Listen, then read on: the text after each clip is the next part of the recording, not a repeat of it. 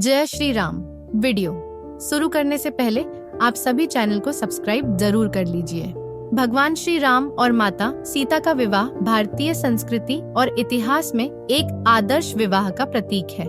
यह विवाह न केवल प्रेम, विश्वास और आदर्शों का उदाहरण है, बल्कि धर्म और कर्तव्य का संदेश भी देता है। यह कहानी त्रेता युग के समय की है, जब भगवान विष्णु ने राक्षसों के विनाश और धर्म की स्थापना के लिए पृथ्वी पर श्री राम के रूप में अवतार लिया। राजा जनक मिथिला के राजा और माता सीता के पिता एक धर्मनिष्ठ और विद्वान शासक थे। उनकी कोई संतान नहीं थी। एक दिन जब वे भूमि जोतने के लिए यज्ञ कर रहे थे, तब हल के फाल से एक कन्या प्रकट हुई।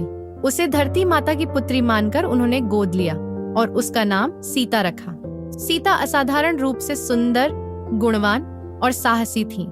जब वे विवाह योग्य हुई तो राजा जनक ने निश्चय किया कि उनका विवाह केवल उसी व्यक्ति से होगा जो शिवजी के धनुष को उठा सके और उसे तोड़ सके, क्योंकि माता सीता खुद उस धनुष को उठाकर इधर उधर रख देती थी। यह धनुष बहुत भारी और शक्तिशाली था, जिसे देवताओं ने राजा जनक को उपहार स्वरूप दिया था। अयोध्या के राजा दशरथ के 4 पुत्रों में श्री राम सबसे बड़े और धर्मपरायण थे।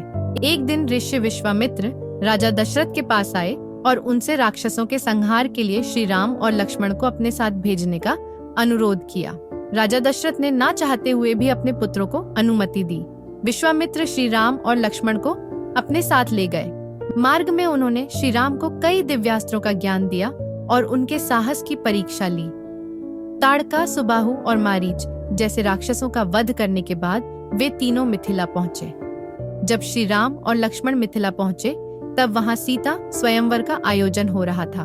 स्वयंवर में देश विदेश के कई राजा और योद्धा उपस्थित थे। सभी ने प्रयास किया, लेकिन कोई भी शिव धनुष को उठा नहीं सका।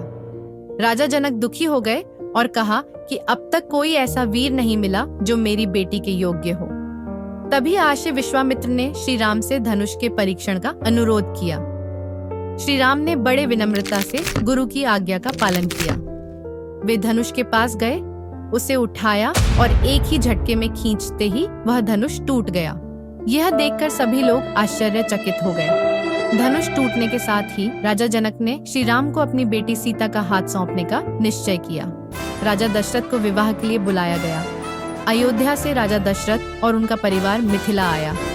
पूरे राजसी वैभव और विधि पूर्वक श्री राम और सीता का विवाह संपन्न हुआ। इसके साथ ही राजा दशरथ के 3 अन्य पुत्रों का विवाह भी राजा जनक की अन्य पुत्रियों से हुआ। भरत का विवाह मांडवी से, लक्ष्मण का उर्मिला से और शत्रुघ्न का श्रुतकीर्ति से हुआ। यह विवाह एकता, प्रेम और संस्कारों का प्रतीक बन गया। श्री राम और सीता का विवाह केवल 2 व्यक्तियों का मिलन नहीं था, बल्कि यह धर्म, कर्तव्य और आदर्शों का प्रतीक था।